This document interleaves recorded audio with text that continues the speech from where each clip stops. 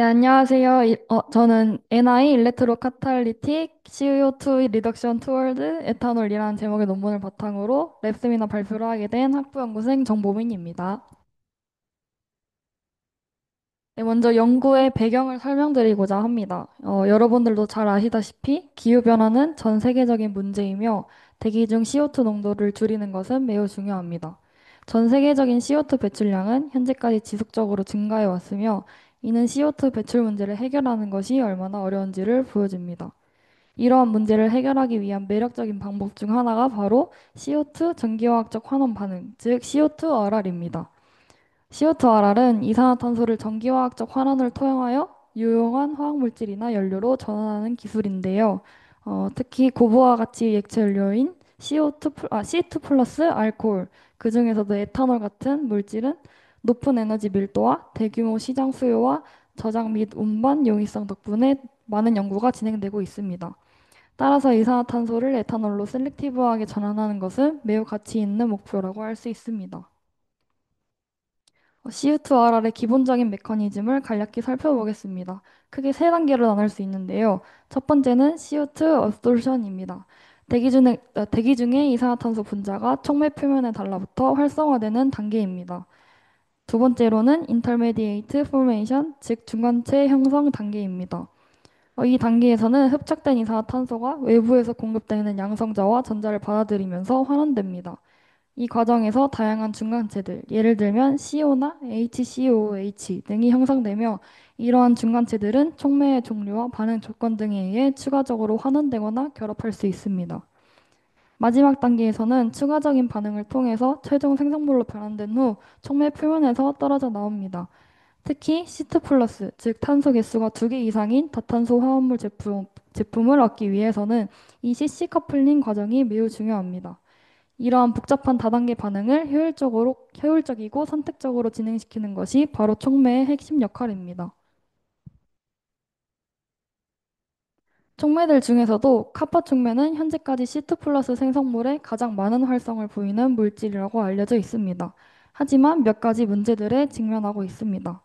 논문에서는 CO 중간체가 관여한 CC 커플링은 엔도설미시티를 띠며 높은 에너지 장벽을 마주하게 된다고 설명합니다. 카파 촉매의 경우 주로 두 개의 CO 중간체가 결합하는 CO 다이머리제이션을 통해서 CC 커플링이 형성되는데 이 과정이 에너지적으로 불리하다고 합니다. 즉, 이 반응이 진행되기 위해서는 많은 에너지를 필요로 하며 이는 카파 촉매에서 효율적인 C2 플러스 제품 생산에 불리합니다.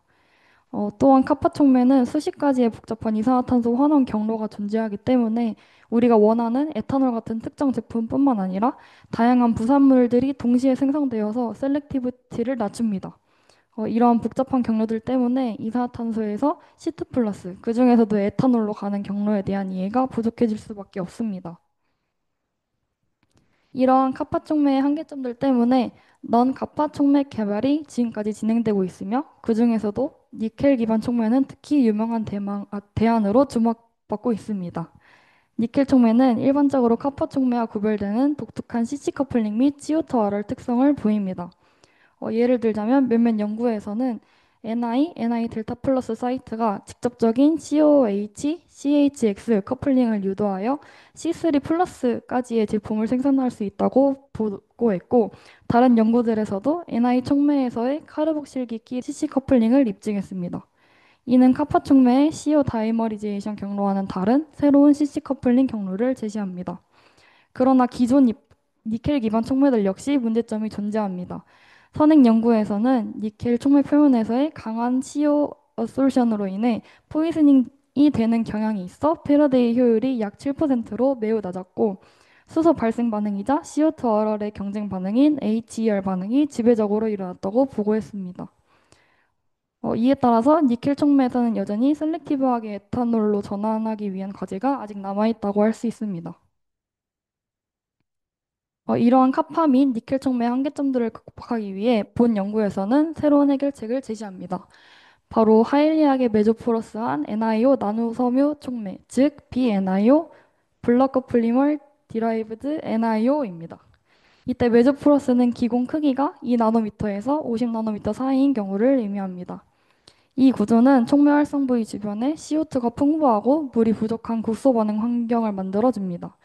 이는 원치 않은 수소 발생 반응, 즉 HER을 효과적으로 억제하고 CO2 환원을 촉진하는 데 매우 유리합니다. 이러한 전략을 바탕으로 개발된 BNIO 촉매는 매우 뛰어난 성능을 보였습니다.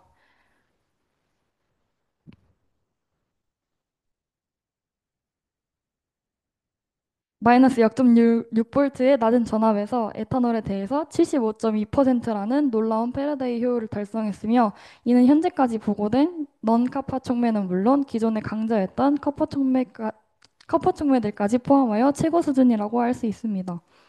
더욱 중요하게 이 논문에서는 NIO 촉매에서 비전통적인, 즉 독특한 CC 커플링 형성 메커니즘을 밝혀냈습니다.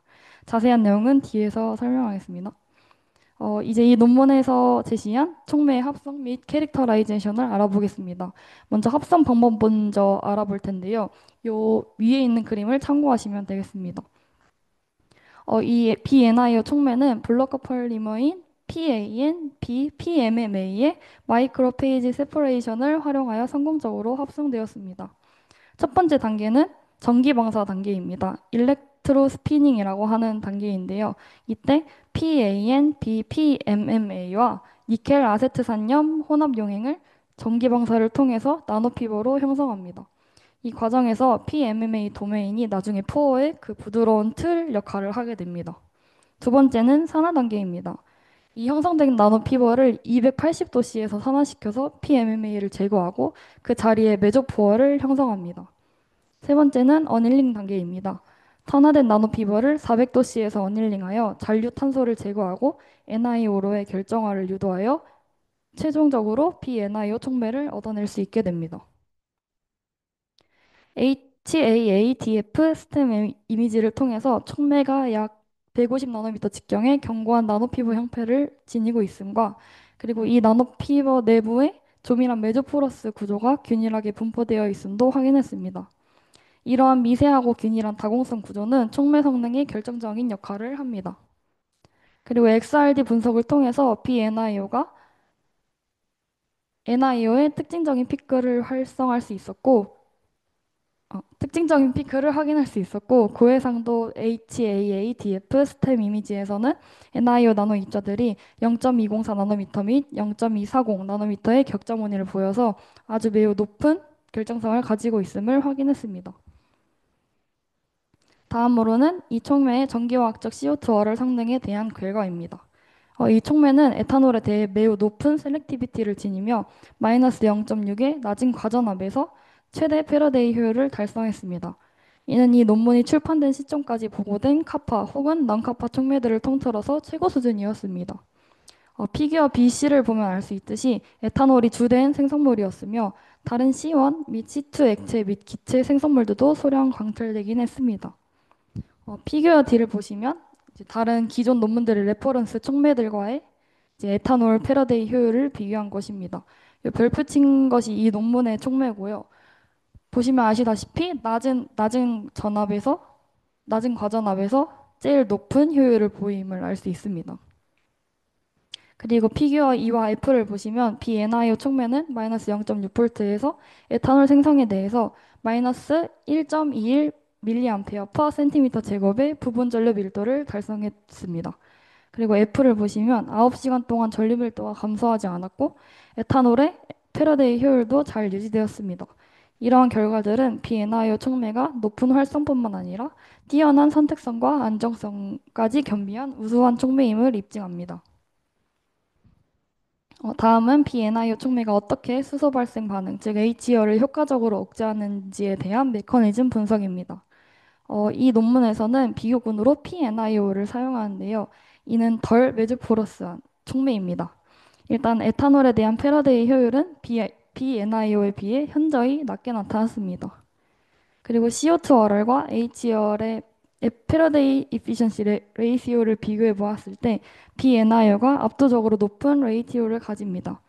이는 BNIO가 HER을 효과적으로 억제하고 CO2RR을 우선시한다는 것을 의미합니다. 이 억제 능력의 핵심은 대조군을 보고 이제 PNIO를 보고 예상하셨을 수도 있겠지만 이 촉매에 메조포러스한 구조에 있습니다.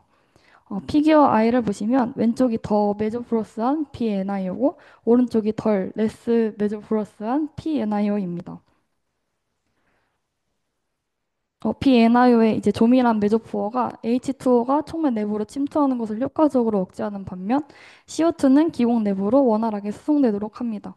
결과적으로 PNIO 전극은 CO2가 풍부하고 H2O가 부족한 국소 환경을 조성해서 H열을 효과적으로 억제하고 CO2 환원 반응을 촉진합니다. 또한 Ni2 플러스 사이트들은 약한 CO absorption을 유도하여 기존 Ni 금속에서 발생했던 CO 포이즈닝을 방지하는 역할도 합니다. 이 복합적인 메커니즘을 통해서 BNIO는 H열을 효과적으로 억제하고 에탄올 선택성을 극대화할 수 있었습니다. 이제 이 논문에서의 독특한 CC 커플링 메커니즘을 소개하고자 합니다. 어떤 C1 중간체가 CC 결합 형성에 관여했는지 알아보기 위해서 C1 피딩 실험을 수행했습니다. 이 실험은 이제 촉매 표면에서 형성될 수 있는 중간체들을 직접 제공하는 방식으로 진행됩니다. CO를 주입했을 때보다 CO2를 주입했을 때 에탄올 생산 효율이 훨씬 높은 것을 이제 피규어 A를 보면 알 수 있는데요. 즉 카파 촉매와는 다르게 일산화탄소보다 이산화탄소가 더 직접적이고 효율적으로 에탄올 생성에 관여할 것이라고 예측해 볼 수 있습니다. 이어서 전기화학적 인시튜 ATR, FTIR 분석을 통해서 반응 중 촉매 표면의 중간체들을 실시간으로 관찰했습니다. CO 피크가 약하게 나타나서 앞서 말씀드렸던 Ni2 플러스 사이트로 인해 CO 업솔션이 약하게 진행됐음을 뜻합니다. 그리고 COOH 중간체와 핵심 C2 중간체인 CO, COH, OC2HO의 두드러진 피크들이 또한 관찰되었습니다. 이러한 실험적 증거들을 바탕으로 DFT 계산을 수행한 결과 NiO 표면에서는 CO2와 COOH 중간체가 직접 결합하는 독특한 CC 커플링이 지배적임을 확인했습니다. 이 경로의 에너지 장벽은 0.89 볼트로 실행 가능했습니다. 논문은 이 메커니즘이 카파 촉매에서 주로 나타나는 CO 다이머리제이션과는 명확히 다르다고 강조합니다. 하지만 독특한 메커니즘은 편극된 Ni2 플러스와 O2 마이너스 사이트에서의 강한 CO2 흡착에 의해 유발됩니다. 이 새로운 CC 커플링 메커니즘의 발견은 CO2화를 분야에서 Ni 기반 촉매의 새로운 가능성을 제시하고 고부가 가치 C2 플러스 제품 생산을 위한 촉매 설계의 새로운 관점을 제공할 것입니다. 결론적으로 이 논문에서는 CO2의 에탄올로의 선택적 환원을 위한 카파 프리 메조포러스 NiO 촉매를 대안으로 제시했고 이 촉매는 CO2가 풍부하고 물이 부족한 환경을 조성해서 HER을 억제하고 마이너스 0.6V에서 75.2%의 높은 에탄올 패러데이 효율을 달성했습니다. 또한 이 논문에서는 CO2와 COOH의 직접적인 결합을 통한 독특한 식시 커플링 메커니즘을 확립했습니다. 이는 카파 촉매의 CO 다이머리제이션과는 다르게 편극된 Ni2 플러스 O2 마이너스 사이트의 강한 CO2 흡착에 의해 유발된다고 할 수 있습니다. 이러한 발견은 C2 플러스 합성을 위한 새로운 대안을 제공하고 선택적 CO2 전기원원 촉매 혁신에 영감을 줄 것입니다. 발표를 마치겠습니다. 감사합니다.